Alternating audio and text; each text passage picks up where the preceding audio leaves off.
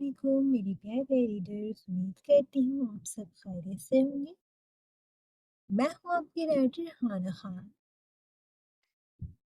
جو ریڈرز میرے چینل پہ نیو ہے انہیں فکشنل ناولز بائی ہانا خان کی جانب سے خوش آمدید۔ چینل کو سبسکرائب کر دیں، ایپیسوڈ کو لائک کر دیں اور کامنٹ باکس میں اپنی قیمتی رائے کا اظہار لازمی کریں۔ تو جی چلتے ہیں آج کے ایپیسوڈ کی جانب۔ طلسم محبت، از قلم ہانا خان، قسط نمبر 14۔ اس ناول کے تمام جملے حقوق اس ناول کی رائٹر یعنی کہ ہانا خان کے پاس محفوظ ہیں، لہٰذا اس ناول کو کسی بھی پلیٹ فارم پر پوسٹ کرنے سے گریز کریں۔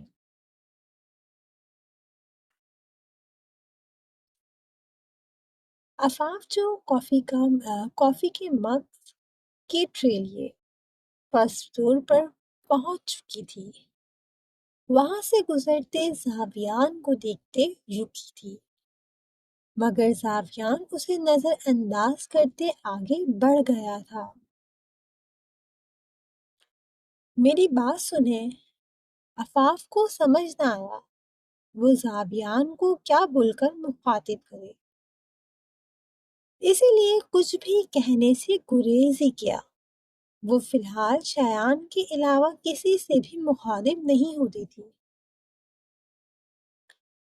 دوسری طرف آفاف کے اس طرح ہچکچاتے ہوئے خود کو پکارنے پر زاویان کے دل میں ٹیس سی اٹھی تھی۔ ایک وقت تھا کہ یہ لڑکی اسے بلا جھجک لالا بلاتی تھی اور وہ خوشی خوشی اس کے نخرے نور کی طرح ہی اٹھایا کرتا تھا۔ انفیکٹ بچپن میں نور کے ہمراہ پیرس کے مالز میں آفاف کے لیے ڈھیر سارے گفٹس خریدنے میں بھی وہی خواہاں ہوتا تھا۔ زاویان کی آنکھیں وہ گزرے خوبصورت لمحے یاد کرتے نم ہوئی تھی، مگر وہ پلٹا پھر بھی نہیں تھا۔ آفاف خود ہی وہاں رکھی ایک گول کارنر میز پر مگس کی ٹرے رکھتے زاویان کی جانب بڑھتے اس کے سامنے آئی تھی۔ مجھے آپ سے بات کرنی ہے، کیا آپ کچھ دیر کے لیے میری بات سن سکتے ہیں؟ آفاف نے سنجیدہ لہجے میں ہچکچاتے ہوئے زاویان کی جانب دیکھتے اجازت چاہی، جس پر زاویان نے صرف سر ہلانے پر ہی اکتفا کیا۔ وہ چاہ کر بھی سامنے کھڑی آفاف کو نظر انداز کر کے نہ جا سکا تھا۔ دوسری طرف زریام جو ہاتھ میں کافی کا مگ لیے کچن سے نکل رہا تھا، وہ کچھ سیڑھیاں اوپر چڑھ ہی چکا تھا، چڑھتے ہی رک چکا تھا۔ زریام کی جانب سے آفاف اور زاویان کا ایک سائٹ نظر آ رہی تھی۔ وہ دیکھ سکتا تھا زاویان کا ضبط سے سرخ ہوتا چہرہ۔ اب یہ چہرہ غصے سے سرخ تھا یا کسی اور جذبے سے، وہ سمجھنے سے قاصر تھا۔ مجھے آپ سے آپ کی صبح والی شرٹ کے بارے میں بات کرنی ہے، آفاف نے آہستہ سے کہا، جس پر زاویان نے چونک کر اس کی جانب دیکھا۔ اسے اچھے سے یاد تھا کہ اس نے آفاف کو نہیں بلایا تھا صبح میں، پھر اسے کیسے پتا؟ معذرت، میں نے یہاں پلر کے پیچھے سے سنا تھا، میں نے جان بوجھ کر نہیں سنا تھا، بس میں دیدا کو ڈھونڈتے ہوئے آئی تھی اور آپ کی بات سن لی۔ آفاف نے اب کے کچھ شرمندگی سے کہا۔ وہ جانتی تھی یہ ایک غیر اخلاقی حرکت ہے، جبکہ زریام نے سر جھٹکا تھا۔ زاویان کو اس وقت وہی 6 سالہ آفاف لگی تھی جو غلطی کرتے جھٹ سے مانتے معذرت کر لیتی تھی، زاویان نے اپنی نم ہوتی آنکھوں کو سختی سے مینچتے نظروں کا رخ بدلا تھا۔ میرے پاس کچھ ہی رشتے ہیں، پلیز انہیں مت چھینے، مجھے اکیلا ہونے سے ڈر لگتا ہے، اور آن دیدہ سے یقین جانے میں پہلی بار ملی ہوں۔ اس سے پہلے صرف ہماری فون پر بات ہوتی تھی۔ بابا جان نے مجھے یہاں آنے سے سختی سے منع کیا تھا، اور میں کبھی آتی بھی نہ اگر آن دیدہ مجھ سے کبھی بات نہ کرنے کی دھمکی دے دی۔ میں انہیں کھونے سے ڈر گئی تھی، اسی لیے آ گئی۔ مجھے نہیں معلوم تھا کہ آپ لوگوں کو میرے آنے سے اتنی تکلیف پہنچے گی۔ اگر پتہ ہوتا میں کبھی نہ آتی۔ عفاف نے کچھ دیر کی خاموشی کے بعد نم لہجے میں اپنے آنسوں پر ضبط کرتے بولتے بولتے کچھ توقف لیا، جیسے حلق میں اٹکا آنسوں کا گولا ہم نے اپنے اندر اتارا ہو، جس پر جہاں زاویان نے لب پیچتے اپنی مٹھیاں بھیجی، وہیں زریام نے بھی سنجیدگی سے عفاف کی پشت کو دیکھا۔ اب یہ لڑکی کچن میں موجود لڑکی سے الگ تھی۔ میں آپ دونوں کے نکاح کے اگلی صبح ہی واپس چلی جاؤں گی، پھر واپس کبھی بھی حویلی نہیں آؤں گی۔ بس آپ مجھ سے آن دیدہ کو دور مت کریں، پلیز۔ میری وجہ سے آپ اپنے اور ان کے بیچ کے رشتے کو خراب مت کریں۔ میں جانتی ہوں آن دیدہ بولیں گی نہیں، مگر انہیں آپ کے لفظوں سے تکلیف پہنچی ہوگی۔ میں وعدہ کرتی ہوں میں کبھی کبھی ہی بس آن دیدہ سے بات کیا کروں گی، پکا پرومس۔ آپ کو اور آپ کی فیملی کو میری طرف سے کوئی تکلیف نہیں ہوگی۔ عفاف کا چہرہ جھکا ہوا تھا، آواز نرم مگر زکام زدہ سی تھی، جیسے اس نے بڑی مشکل سے اپنے آنسوؤں پر باندھا ہو۔ دوسری طرف زاویان اب بھی خاموش تھا، اور یہی حال کچھ فاصلے پر کھڑے زریام کا بھی تھا۔ ابھی زاویان کچھ بولتا ہی کہ آئلین خانزادہ سفید پٹے چہرے کے ساتھ تیزی سے زاویان اور اس سے کچھ فاصلے پر کھڑی عفاف کے درمیان آئی تھی، اور ایک دم سے عفاف کو پیچھے کی جانب دھکا دیا تھا اس نے، جس پر عفاف بری طرح لڑکھڑا کر سیڑھیوں سے گر جاتی کہ اگر پیچھے سے آتے قیان اور آئلین کے پیچھے کھڑا زاویان ہاتھ بڑھاتے عفاف کو نہ تھامتے۔ زاویان اور قیان دونوں کا دل ہی بری طرح لرزا سا تھا، جبکہ عفاف بھی کانپ اٹھی تھی۔ اگر بروقت قیان اسے کندھوں سے اور زاویان اسے ایک ہاتھ سے نہ تھامتا تو وہ سیڑھیوں سے گر سکتی تھی، ویسے ہی جیسے سالوں پہلے نور گری تھی۔ عفاف کی سانسیں اٹکی تھیں، اور یہی حال قیان، زاویان اور زریام کا بھی تھا۔ آئلین، یہ کیا حرکت ہے؟ دماغ خراب ہے تمہارا؟ زاویان بری طرح آئلین پر گرجا تھا۔ جس ہاتھ سے اس نے عفاف کا ہاتھ تھاما تھا، اس کا وہ ہاتھ بری طرح لرز رہا تھا، جبکہ زاویان کے ماتھے پر پسینے کی بوندیں بھی چمکی تھیں۔ آنکھوں کے پردے پر نور کا خون میں لت پت بے جان وجود گھوما تھا۔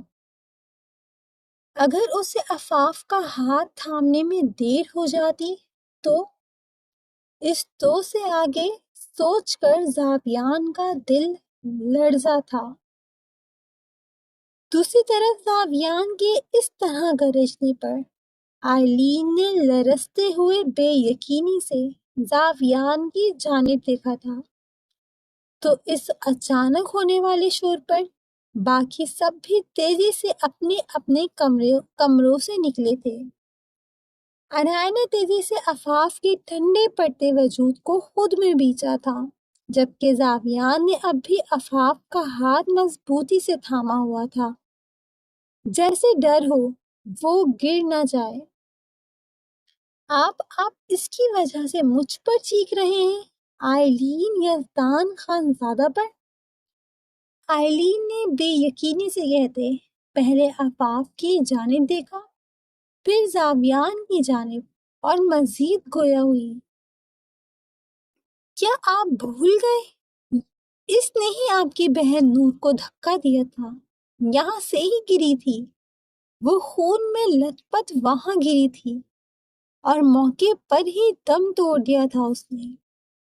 آئلین نے آنکھوں میں مصنوعی سے آنسو سجاتے شاطرانہ انداز میں جیسے زاویان اور حورین کی دکھتی رگ پر پاؤں رکھا تھا، اور واقعی وہ دونوں بلبلا اٹھے تھے۔ عفاف کی جانب بڑھتے حورین کو قایان نے تھامتے سینے میں بیچا تھا۔ آج وہ چاہتا تھا کہ یہ معاملہ حل ہو ہی جائے، جبکہ زاویان کے ساتھ ساتھ پیچھے کھڑے شاویز کی آنکھیں بھی لہو رنگ ہوئی تھیں۔ ان اذیت ناک لمحوں کو یاد کرتے مگر شاویز کی تیز نظریں آئلین کے چہرے پر آتے جاتے ہر تاثرات کا باریک بینی سے جائزہ لے رہی تھیں۔ آفی گڑیا، بڑے پاپا دیکھیں عفاف کو کیا ہو رہا ہے۔ یزدان خانزادہ جو دیوار سے ٹیک لگائے سنجیدہ سا کھڑا تھا، ایک دم سے عنایا کی کانپتی آواز پر بری طرح چونکتے عفاف کی جانب بھاگا۔ یہ پہلی بار تھا کہ عفاف نے اس طرح کا ریئیکٹ کیا تھا، یا پھر سب کے سامنے کیا تھا۔ میرا بچہ، ریلیکس، کیا ہوا؟ بابا ہے نا میرا بیٹا؟ ہے نا، میرا بیٹا تو بہت بہادر ہے۔ یزدان نے تیزی سے عنایا کو پیچھے کرتے عفاف کو سینے سے لگایا، جو ہچکیوں سے روتے بری طرح کانپ رہی تھی۔ چہرہ سفید پڑ گیا تھا، ہاتھ پاؤں ٹھنڈے ہو چکے تھے۔ یزدان بری طرح گھبرایا تھا۔ باقی سب بھی تیزی سے عفاف کی جانب بڑھے، جبکہ آئلین کے لبوں پر ہلکی سی مسکراہٹ اپنی چھپ دکھلا کر مدھم پڑی تھی، جو دور کھڑے شاویز کی نگاہوں سے پوشیدہ نہ رہ سکی تھی۔ عفاف گڑیا، کچھ نہیں ہوا، ریلیکس۔ زاویان نے عفاف کا ہاتھ تیزی سے سہلاتے اسے تسلی دینے کی چھوٹی سی کوشش کی، جس پر دائس، عبیرہ اور قیان نم سا مسکرا دیے، جبکہ عنایا نے بھی محبت بھری نظروں سے اس اکڑو شخص کو دیکھا جو دل کا انتہا کا نرم تھا۔ بابا جان، میں نے نوری دیدہ کو دھکا نہیں دیا تھا۔ میں کیسے دے سکتی ہوں؟ وہ تو مجھ سے اتنا پیار کرتی تھی نا۔ بابا جان، آپ پری دیدہ سے پوچھ لیں، میں جھوٹ نہیں بول رہی، آپ کو تو پتا ہے نا، آپ کی عفاف جھوٹ نہیں بولتی۔ عفاف نے یزدان کی آنکھوں میں دیکھ کر وہی لفظ دہرائے جو اس نے آج سے 15 سال پہلے دہرائے تھے، مگر ہاں، کچھ لفظوں کا مزید اضافہ ہوا تھا۔ زاویان اور قیان کی آنکھوں سے آنسو گرتے ان کی داڑھی میں جذب ہوئے، جبکہ زریام نے زاویان کے قریب آتے اس کا کندھا تھپتھپایا، جس پر زاویان نے اپنے بازو سے اپنی آنکھیں چپکے سے صاف کی تھیں۔ بابا جان، یہ جھوٹ بول رہی ہیں، یہ ہمیشہ جھوٹ بولتی ہیں۔ انہوں نے اس دن بھی جان بوجھ کر جھوٹ بولا تھا۔ عفاف نے سسکتے ہوئے نفرت آمیز نظروں سے آئلین کی جانب دیکھتے ہوئے کہا، جس کی نظروں میں بھی یہی تاثر تھا۔ عفاف کو یزدان کے سینے سے لگے دیکھ کر، جبکہ یزدان نے عفاف کے ماتھے پر لب رکھتے ہاں میں سر ہلاتے اس کے آنسو صاف کیے تھے۔ زاوی لالا،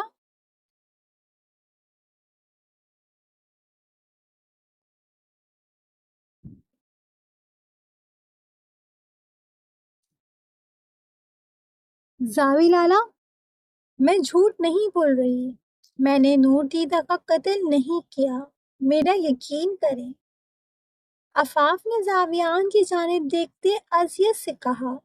کانوں میں 15 سال پہلے عبیرہ اور زاویان کی کہے گئے لفظ گونجے تھے، جبکہ پریحان غازیان کے سینے سے لگتے پھوٹ پھوٹ کر رو دی تھی۔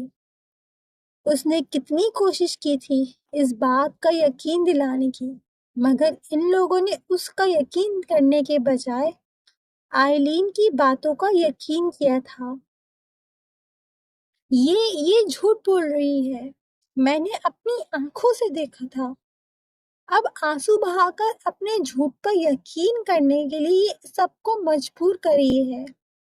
اسی نے دھکا دیا تھا نور کو، کیونکہ یہ نور سے وہ کراؤن چھیننا چاہتی تھی اور نور اسے نہیں دے رہی تھی، تبھی اس نے نور کو دھکا دیا تھا۔ آئلین نے ہوش میں آتے ہڑبڑاتے ہوئے کہا، جس پر جہاں زریام اور اذہان نے اپنے لب بیچے تھے، وہیں یزدان، غازیان، دائز، زیان، آئلہ، شانزے، زاویان، قیان اور دور کھڑے شاویز کے لب استہزائیہ انداز میں مسکرائے تھے۔ ایک اور غلط بیانی، اف! چاویز نفی میں سر ہلاتے آئلین کی جانب بڑھا اور بالکل اس کے سامنے آن کھڑا ہوا۔ جہاں تک مجھے یاد پڑتا ہے مس آئلین، آپ نے آج سے 15 سال پہلے یہ کہا تھا کہ نور نے عفاف کو وہ کراؤن اپنی مرضی سے پہنایا تھا، جبکہ وہ آپ کو نہیں دے رہی تھی، ہے نا بڑے بابا؟ یہی کہا تھا نا آئلین خانزادہ نے؟ شاویز نے اپنے دائیں ہاتھ کے انگوٹھے سے اپنی آئبرو سہلاتے سوالیہ نظروں سے آئلین کی جانب دیکھتے اس کو اسی کی بولی گئی بات یاد دلاتے یزدان کو بھی مخاطب کیا تھا، جس پر وہ لب بیچ گیا تھا۔ ایک بیٹی بے گناہ تھی تو ایک گناہ گار نہ ہوتے ہوئے بھی جھوٹی اور چالباز تھی۔ جبکہ شاویز کے پوچھے گئے سوال پر آئلین کا چہرہ سفید پڑا تھا۔ شاویز! شہروز کی تنبیہ آواز پر شاویز نے حقارت سے آئلین کی جانب دیکھا تھا۔ اسے پہلے دن سے ہی آئلین کے جھوٹ پر شک تھا، لیکن وہ خاموش تھا۔ جس پر الزام لگا تھا، جب وہی حویلی میں موجود نہیں تھی تو پھر کیسی جنگ؟ ہاں، وہ بچپن میں کی جانے والی اپنی بے وجہ کی ضد پر نادم تھا، جو اس نے شہروز اور گل مہر کو عفاف کو اپنے ساتھ لے جانے پر دھمکی کی صورت میں کی تھی۔ میں نے وہی کہا جو مجھے لگا۔ آئلین نے جب دیکھا کہ اس کا جھوٹ سب کے سامنے آ چکا ہے تو وہ فوراً بات بدل چکی تھی، جس پر شاویز ہنس دیا تھا، اس طرح کہ اس کی آنکھوں سے پانی سا بہنے لگا تھا۔ آئلین کو اس سے خوف سا آیا تھا۔ بابا جان! آئلین نے یزدان کی جانب بڑھنا چاہا، مگر یکلت وہ بے یقینی سے تھم گئی تھی۔ گیٹ لاسٹ آئلین خانزادہ، کوشش کرنا اگلے 1 ہفتے تک میرے سامنے نہ آؤ، ورنہ میں بھول جاؤں گا کہ تم بدقسمتی سے میری بیٹی ہو۔ یزدان نے گرراتے ہوئے آئلین کو اپنی جانب آنے سے روکتے یہاں سے جانے کا اشارہ کیا۔ آئلین نے نم آنکھوں سے زریام کی جانب دیکھا، جو خود بھی آئلین سے منہ موڑ چکا تھا۔ وہ صرف آئلین کی ضد کی وجہ سے ہی خاموش تھا، اور پھر آئلین پیر پٹکتے روتے ہوئے وہاں سے نکلتی چلی گئی تھی، جبکہ اذہان تیزی سے آئلین کے پیچھے بھاگا تھا، جس پر غازیان کے سینے سے لگی پریحان نے خالی نظروں سے اس کی پشت کو دیکھا تھا۔ زاوی لالا، میرا بچہ، معاف کر دو، غلطی ہو گئی۔ جو سزا دوگی مجھے منظور ہے، بس اپنے لالا کو معاف کر دو۔ زاویان نے عفاف کے ہاتھ پر سر ٹکاتے نم لہجے میں کہتے اس سے معافی مانگی۔ اتنے سالوں میں نہ آئلین نے حور کو نور والے حادثے کو بھولنے دیا تھا، نہ ہی حور کی بگڑتی حالت نے زاویان کو بھولنے دیا تھا۔ اس وقت زاویان سخت شرمندہ تھا ان لوگوں کی بلا وجہ کی ضد نے اس لڑکی کو سب سے دور کر دیا تھا۔ زاویان کا دل کیا خود کی جان لے لے۔ کیا فائدہ ان لوگوں کے عقل مند ہونے کا جب ان سے چھوٹی آئلین ان کے دماغ سے کھیل چکی تھی۔ پھر تو لعنت تھی ایسی سمجھداری پر۔ زاویان نے سوچتے خود پر لعنت بھیجی تھی۔ زاویان کے ہاتھ میں موجود اپنے ہاتھ کو نم ہوتے دیکھ کر عفاف تڑپ اٹھی تھی۔ نہیں، آپ معافی مت مانگیں، آپ تو بڑے ہیں مجھ سے، مگر ہاں، آپ کو سزا ضرور ملے گی۔ عفاف نے نم سے لہجے میں پہلے یزدان کی جانب دیکھا، پھر سنجیدہ لہجے میں زاویان کی جانب دیکھتے گویا ہوئی۔ یزدان اور اس کے ساتھ ہی کھڑی عنایا اور آئلہ عفاف کی آنکھوں میں ناشتی شرارت دیکھ کر اپنی مسکراہٹ ضبط کر گئے تھے، جبکہ زاویان نے سر اٹھاتے سرخ نم ہوتی سوالیہ نظروں سے عفاف کی جانب دیکھا۔ بھائی دیکھیں، آپ کو میرے سارے نخرے اٹھانے پڑیں گے، مجھے ڈھیر ساری شاپنگز اور بڑے والے ٹیڈی بیئرز بھی لا کر دینے پڑیں گے، اور مجھے حور دیدہ سے زیادہ امپورٹنس دینی پڑے گی، منظور ہے؟ عفاف نے انگلیوں پر گنتے جیسے زاویان کو سزا گنوائی تھی، اور پھر ترچھی نظروں سے قیان کے سینے سے لگی حور کو دیکھ کر اترا کر کہا تھا، جس پر زاویان اور قیان کے کہکوں کے ساتھ ساتھ حور کی ہنسی کی جتلنگ نے بھی ساتھ دیا تھا۔ حور تیزی سے قیان سے الگ ہوتے عفاف کے گلے سے جا لگی تھی۔ معاف کر دو میری گڑیا، میں نے تمہارے بارے میں غلط سوچا۔ حور نے عفاف کا ماتھا چومتے ندامت سے کہا، اوہ دیدہ، بس کریں، بھائی میری آنکھیں خراب ہو جائیں گی رو رو کے۔ عفاف نے شرارت سے کہتے آنکھیں گھمائیں، جس پر قیان نے بھی آگے بڑھ کر اس کے سر پر ہاتھ رکھا۔ ارے ایسی ہی آپ کو فری میں نہیں جانے دوں گی، آپ کو بھی مجھے ڈھیر ساری شاپنگ کروانی پڑے گی۔ عفاف نے آنکھیں چھوٹی کر کے قیان کو گھورا، جس پر وہ ہاتھ کھڑا کر سرنڈر کر چکا تھا۔ بھائی اب سے تم میری گڑیا، کوئی بھی تمہیں تنگ کرے مجھے آ کر بتانا، انفیکٹ اگر یہ محترمہ بھی تنگ کرے تو مجھے بتانا، میں دیکھ لوں گا۔ اپنی جانب چور نظروں سے دیکھتی عنایا کو دیکھتے زاویان نے شرارت سے کہا، جس پر عنایا منہ بناتے ناراضگی سے نگاہیں پھیر چکی تھی، جبکہ عفاف حور پریحان اور وفا کھلکھلا کر ہنس دی تھی۔ چلو جی، میری بچت ہو گئی، شیان نے شرارت سے بیچ میں دہائی دی، جس نے عفاف کو شاپنگ کروانے کا پورا خرچہ اپنے سر لیا تھا۔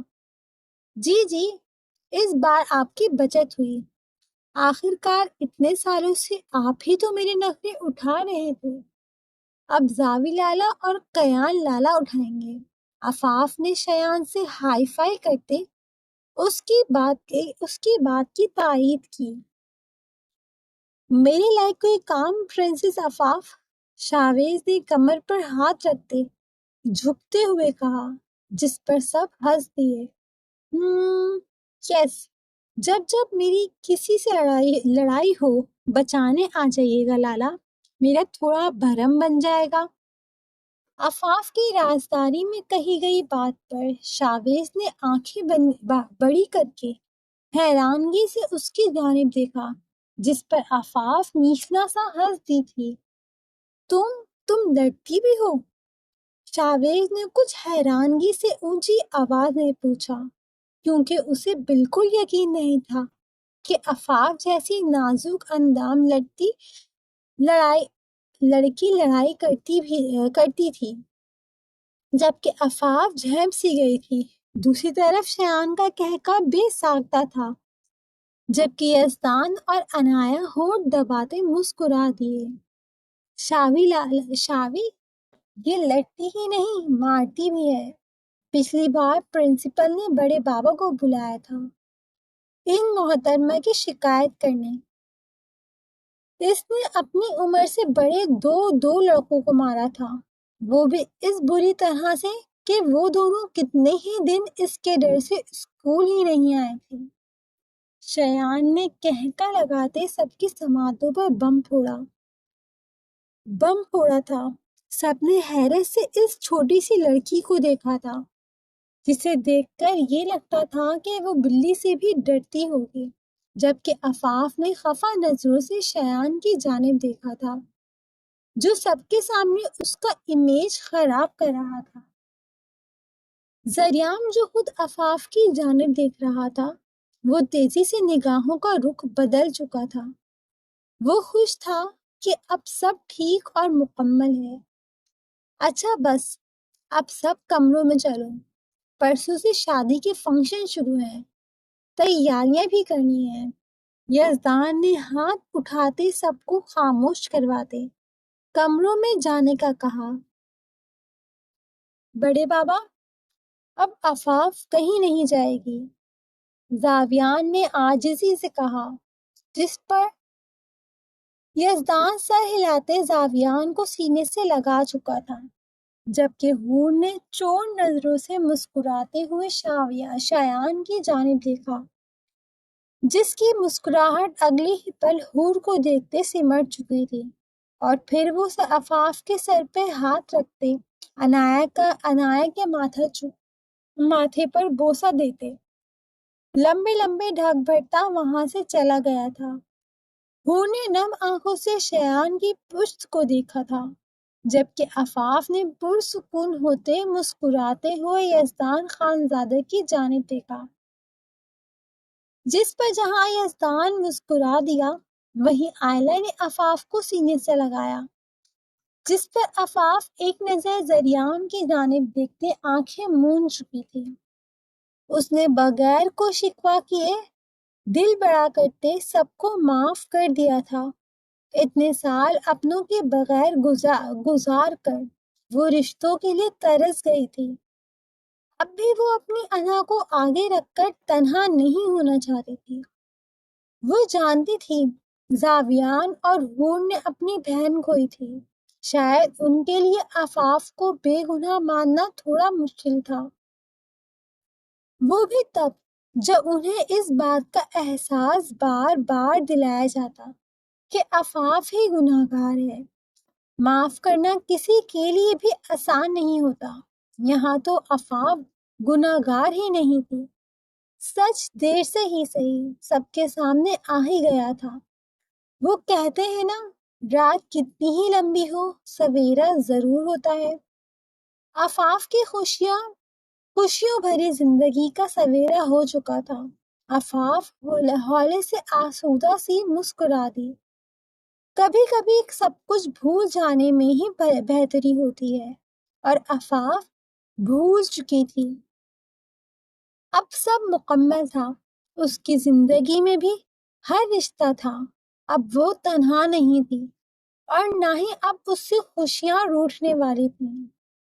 مگر کیا واقعی جب ہمیں لگتا ہے کہ یہ کہانی کا اختتام تھا، ہیپی اینڈنگ، تب زندگی کچھ نئے تکلیف دہ باب ہمارے سامنے کھول دیتی ہے۔ ایسے ہی عفاف کو لگا تھا کہ اب سب ٹھیک ہو گیا ہے، مگر کیا واقعی سب ٹھیک ہو گیا تھا، یا آنے والا تھا کوئی نیا طوفان؟ جمیلہ کے کہے گئے کے مطابق آج نوران کو کچھ بھی کر کے اس حویلی سے نکلنا تھا۔ وہ اپنا ضروری سامان ایک چھوٹے سے بیگ میں رکھ چکی تھی۔ جمیلہ نے خاموشی سے نوران کو ایک چادر، کچھ ڈھیلے ڈھالے کپڑے اور ایک لینس کا ڈبہ لا کر دیا تھا، جسے لگانا کم از کم نوران کو تو نہیں آتا تھا، جس کی ذمہ داری بھی جمیلہ اپنے سر لے چکی تھی۔ اسے سب آتا تھا۔ نوران نے سوچ کر سر جھٹکا۔ جمیلہ 2 دن سے حویلی نہیں آ رہی تھی، اور وہ کیوں؟ نوران اس بات سے انجان تھی۔ اسے بس رات کا انتظار تھا۔ حویلی میں بسام کے ولیمے کی تیاریاں جوش و خروش سے ہو رہی تھیں، اور اس کے اگلے دن اس کا نکاح نوران سے تھا۔ یہ بھی نوران کو بس بتایا گیا تھا، جس پر وہ خاموشی سے سر ہلا گئی تھی۔ ان دنوں وہ بسام کی نظریں خود پر اکثر محسوس کرتی تھی، مگر اس نے ایک بار بھی نظر اٹھا کے بسام کی جانب نہیں دیکھا تھا۔ آج بھی معمول کے مطابق نوران کچن سمیٹ رہی تھی کہ کچن میں پھیلتی خوشبو پر اس کے معصوم نقوش تنے تھے۔ کیسی ہو تم نور؟ بسام نے نرمی سے پوچھا۔ مجھے کیا ہونا ہے؟ نوران کی جانب سے الٹا سوال کیا گیا، حالانکہ نوران کو بسام کا صرف نور کہنا بری طرح چبھا تھا۔ تم نے مجھ سے یہ تو نہیں پوچھا کہ میں کیسا ہوں؟ نوران کو خود کے جانب متوجہ ہوتے نہ دیکھتے بسام نے شکوے سے کہا، جس پر نوران تلخی سے مسکرا دی۔ شادی مبارک ہو آپ کو ملک صاحب، نوران نے سنجیدگی سے کہا، جس پر بسام نے اپنے لب بیچھے۔ وہ وقت کی ضرورت تھی نور، تمہیں بعد میں بتاؤں گا، فی الحال میری بات دھیان سے سنو۔ نکاح کے وقت کوئی تماشا مت کرنا، جیسا کہہ رہا ہوں ویسا ہی کرنا پلیز، بسام نے آہستہ آواز میں کہا۔ آخر میں لہجہ کچھ التجائیہ ہوا تھا، جس پر نوران کے چہرے پر ناسمجھی کے تاثرات پھیلے تھے۔ وہ غلطی سے بھی بسام ملک پر یقین کرنے سے قاصر تھی۔ وہ جو اپنے کانوں سے سن چکی تھی، اسے اس وقت بسام ملک فریبی ہی لگا تھا۔ اس سے پہلے نوران کچھ پوچھتی کہ کچن کی جانب آتی قدموں کی جھاپ کی آواز پر بسام کچن میں موجود باہر کی جانب کھلتے دروازے سے تیزی سے نکلتا چلا گیا۔ نوران نے سر جھٹکتے اپنا کام سمیٹا اور قدم اپنے کمرے کی جانب بڑھا دیے۔ اب اسے گہری رات ہونے کا انتظار تھا۔